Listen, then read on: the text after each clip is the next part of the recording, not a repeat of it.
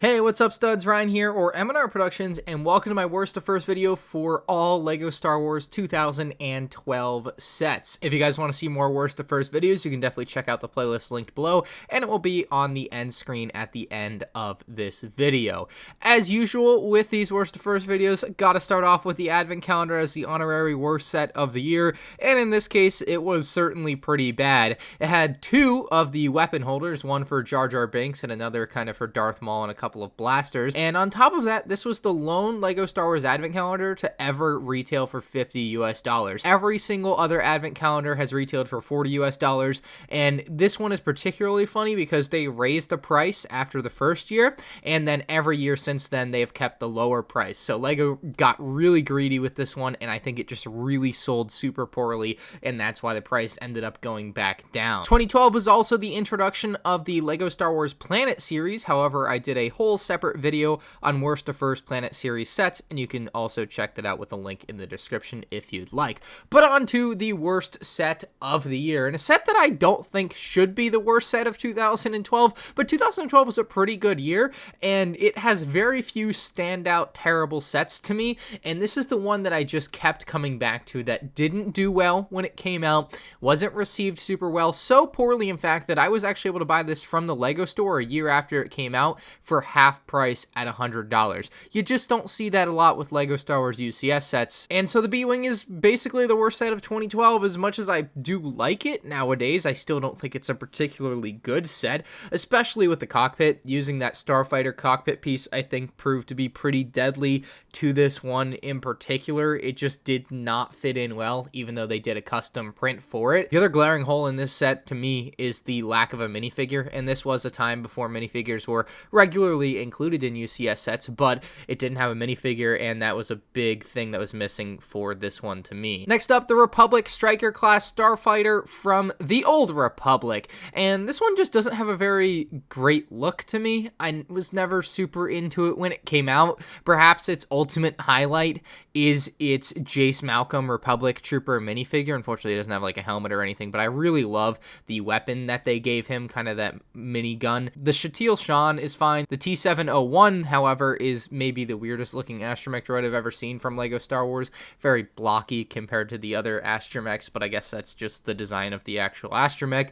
But as far as the actual vehicle in this set, it did have a neat feature where you could kind of swing the wings into the ship and make it a more sleek design, kind of like a snowspeeder style shape, but it still was not very appealing to me. The older cockpit piece, I think, didn't do this one a lot of favors, and from what little reference material I could find, this isn't like super accurate to what you see with the Old Republic. Moving on, a $20 set, which was actually a good value, the Geonosian cannon with Commander Gree. You had a couple of the Geonosian characters there, one of the zombies and one of the warriors, and then Barriss Offee. And the thing with this set to me over the years is that the cannon, while it looks good, has kind of degraded. Like whenever I pick this thing up, I feel like it breaks every time. It did have some flick-fire missiles positioned underneath the main cannon, which were nice. You can see there's like translucent cones there, and you could have one figure stand on the cannon, but in general, I just didn't find this to be the most appealing set ever. I think the cannon worked much better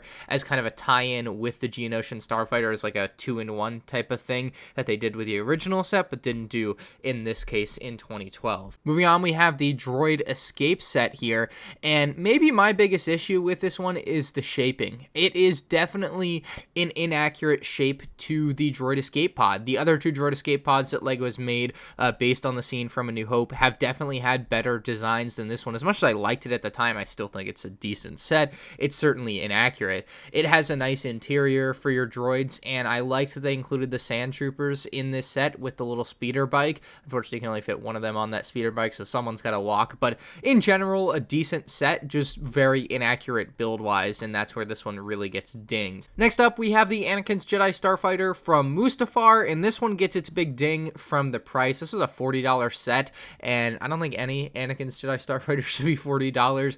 I know it did have some extra little builds and an extra figure, but it just didn't feel like it was worth that price, certainly at the time, and if you look at inflation, definitely not holding up. The Starfighter looked fine in its dark green color, certainly the best Starfighter design to date at that point, but the figures were certainly a highlight. You had very nice Anakin and Obi-Wan characters in this set, along with an R2-D2 R2-D2 and a battle droid, but the Newt Gunray may have been what a lot of people were in for, and it was certainly nice to have some ability to recreate the duel on Mustafar with one of the lava droids and then one of the platforms, and you have some bit of lava scenery. Moving on, we have the Desert Skiff from the summer lineup, and this set was actually really good looking, and this one for 25 bucks and 213 pieces was very fairly priced. You had an amazing Sarlacc pit that could certainly easily fit Boba Fett down and inside of it. You had some flickfire missiles, as was par for the course at the time. The Kithaba figure was able to drive the Desert Skiff, while you had the Lando Calrissian as the skiff guard, and of course Luke Skywalker able to walk the plank more or less out onto that platform when you could place it above the Sarlacc pit. So altogether, pretty good set, just very complete in that way where you had everything you could possibly need for this. And then they did release a Jabba sail barge a year later. However, things like this would make more sense if they were released the same year, but that's neither here nor there. Standalone as a set, pretty good. Now, I was pretty pressed to decide whether or not this one outclassed the last couple of sets, but the Gungan sub is really amazing here. I recently got to build this one, and I think that may have swayed this, but it's a set that for a long time I really felt strongly was overpriced, and I still think I feel that way. However, that Queen Amidala figure is certainly worth the $100 on eBay for a reason. It is an excellent Star Wars minifigure, the likes of which we may never see again. I mean, it is so crazy that they even made this figure. It actually is. The Obi-Wan, Qui-Gon, and Jar Jar were all pretty normal figures though, but that Queen Amidala really stood out in this set and really put it above where it was otherwise. The sub also had like a detachable compartment that you could throw Jar Jar or another figure in, that fun, like, back compartment of the set, as well as the three main compartments of the set. And what this set could do that the original version from 1999 couldn't do was actually fit all three of your characters in the same bubble like they are in the movie. So that was definitely another plus of this set. Plus you have the extra two bubbles where you could put other accessories or landmines or whatever the heck you want to put in there. So overall, surprisingly good, very, very well designed set from 2012. Anakins Jedi Starfighter up next here. Very nice dark green color, along with the very cool Evan Peel minifigure, and then the astromech droid I could take or leave. But the Starfighter itself did have a very interesting feature. Like I usually try to give these Starfighters gimmicks, and in this particular case, the gimmick for this Starfighter was to have the whole compartment that you had Mr. Tin inside of kind of detach. And so that was actually a really interesting feature, kind of like an escape pod, although kind of weird to have an escape pod on a one-man ship, I guess. The Old Republic continues here with the Sith Fury class Interceptor.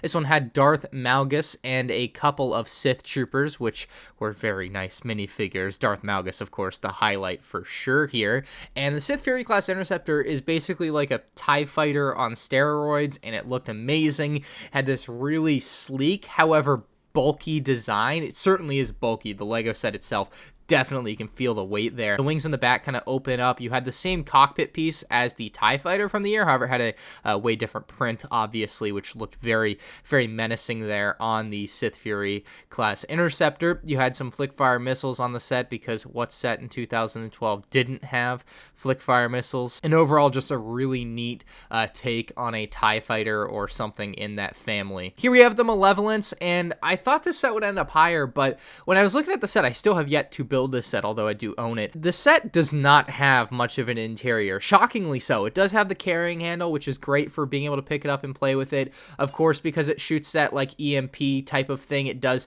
use the flickfire missiles to kind of represent that, which I think is a wonderful little play feature. You did get some nice figures with General Grievous, the standard kind of Clone Wars Anakin, Padme, a couple of battle droids, and Count Dooku. So you actually get some substantial, like, actual characters from the episodes that this is featured in. And while it does look good, maybe it would have been more well served to just go up another 80 bucks and make it a $200 UCS set instead of a playset, because as a playset, it didn't really provide a lot of value. Other than the flickfire missiles on the interior, you're able to place General Grievous at the helm with the control panel, but like there's a little bit of space behind him and that's it. And then there was like a separate section of the interior in the backside. However, it was like really skimpy and small, and you basically could put like a little crate in there that held weapons, and that was it. Very sad to see so little space on the interior of this set at 120 bucks. And again, it's one of those where it's like, well, you may as well just go on UCS at that point, but it is what it is. And into the classic original trilogy with the X-Wing from the first wave of 2012. And this is definitely one of the better X-Wings in a lot of people's people's eyes. It included the 2 sets of minifigures with the ability to swap out the markings on the X-Wing, of course, so you can change it over to Jack Porkin's X-Wing instead of Luke Skywalker's X-Wing. It was just a really good looking X-Wing. I don't really have much to say about it, but it definitely did the X-Wing justice for the first time in 6 years, coming off the 2006 model. Obviously, LEGO has really improved the X-Wing over the years, and 2012 was certainly a giant step in the right direction. Now, the TIE Fighter for the year, this may be my most controversial choice on the list here, because I've heard a lot of people actually tell me they really don't like this one, and I am very much of the opposite opinion. I do like this TIE Fighter a lot. The cockpit piece for the time was really good, coming off what was the now abysmal cockpit piece of the early years of LEGO Star Wars, obviously, comparatively. It had some flick-fire missiles up underneath the cockpit, and the wings, to me, and the connection of the wings were the big thing with this set. The wings on this set and the fact that it was in light gray were a huge bonus, because previously we had never gotten a TIE Fighter in the light gray color. They'd always come in this weird like blue color. It just didn't make a ton of sense, and so seeing light gray looked so much better, and LEGO really did a great job with this, in my opinion. I think they really knocked it out of the park. The figures were pretty bland with a TIE pilot, an officer, you know, those type of figures. They don't really pop at you. Moving on, the battle packs of 2012 were certainly something different. This was the first year that they had done battle packs with characters from 2 different factions. So we got a Endor battle pack here with the Stormtroopers and the Rebel Troopers from Endor. The Stormtroopers had a speeder bike, the Rebel Troopers had a tree with a little flick-fire missile type cannon thing, and it was actually a pretty interesting duo battle pack. It actually worked really well. Despite the high praise I have for this one, I don't think it's as good as the Commando Droid versus Clone Troopers battle pack for 2 reasons. The ARF Trooper and the ARC Trooper were incredible in this set. The ARC Trooper especially really hit the nail on the head as far as like really badass clone troopers, and then the ARF Trooper was a really nice twist on an already existing figure. On top of that, the cannon for the clones was nice. It would have been great to have some type of vehicle or something for the Commando battle droids, however, would not have fit as far as like the size of a battle pack, although maybe a STAP would have worked. I don't know. Just unfortunate to see them not get something, but I think those 2 clone troopers make up for a pretty lackluster other 2 characters or missing build in the set for them. Moving on, we have Gold Leader's Ywing Starfighter. It included Dutch Vander, who is Gold Leader, R5-F7, which is your astromech droid, actually a neat astromech droid, and then Princess Leia in her celebration outfit. Yes, the one time I believe we've had the Princess Leia in her celebration outfit there, but this is probably my favorite Y-Wing ever. It's a tough choice between this and the 2017 version, but I really liked this Y-Wing. I personally find the white to be a lot more pleasing than the gray of the more modern Y-Wing. And the Y-Wings of the years past, mostly. Moving on, Pre Vizsla's Mandalorian Fighter here, with Pre Vizsla, a regular Mandalorian, and of course, Obi-Wan Kenobi Clone Wars version. The set retailed for $50 and was not super popular, I would say, when it was available, but still a very nice set. Had a very nice like bomb canister that you could slide in the back of the set there, and then the set itself kind of spun around the center fuselage of the Mandalorian Fighter, just like it does obviously in the Clone Wars. You had landing gear and a couple of nice cannons at the front of the set. Overall, really clean and sleek set, one that I think is mostly underrated by a lot of fans. That leaves us with 3 sets left, and I'm going with Palpatine's Arrest up next. And hey, maybe I would have put this set up higher, but there was a time where I kind of fell out of love with this set and actually sold mine, so I think it's worth it for me to be like, hey, I can't possibly think this is the best set ever if I got rid of it at one point, right? But it does have that really nice Jedi fighter that Anakin flies over to Palpatine's office in Revenge of the Sith, which they did throw some flick-fire missiles on underneath. He fits right into it. It is actually pretty accurate for as few pieces as it is. Then you have the landing pad for it to land right on and Anakin to walk on up into the office. You have the actual doorway for the office, and then the office itself is very spacious so that you can fit any of the 6 minifigures in the set. You get the 4 Jedi you see roll up in the scene. You get Anakin, of course, which is a great looking Episode 3 Anakin, if I might add, and then Palpatine himself with his gold lightsaber. He also has some lightning there as well. I really like the feature where you can actually break open the glass pane that's behind Palpatine and then have Mace Windu basically walk him down just like you see in the movie. Also, another thing about this set that kind of goes under the radar is the fact that you can kind of move things around, right? You can see all these open Technic holes where you can place in the ramp or the doorway for the set basically in any position you want to recreate the scene either accurately or however you want to do it. Moving on though, Jabbas Palace. I love the Jabbas Palace. I think it's a wonderful set from 2012 and certainly way better than the version that they made in like 2003, but that's neither here nor there. This set included a ton of the minifigures that you would want to see in a set like this. You had Salacious Crumb, you had Boosh, you had Ula, I'm probably messing up some of the names, but Bib Fortuna, Han Solo, Jabba the Hutt, Chewbacca, probably the worst figure in this set, being the same old Chewbacca. They had yet to redesign him at the time. The Gamorrean Guard was a huge one, and then of course, Biomar Monk, certainly one of the best figure selections in a LEGO Star Wars set ever made, and the hut itself had the removable roof so that you could more easily place Jabba in and play with the interior,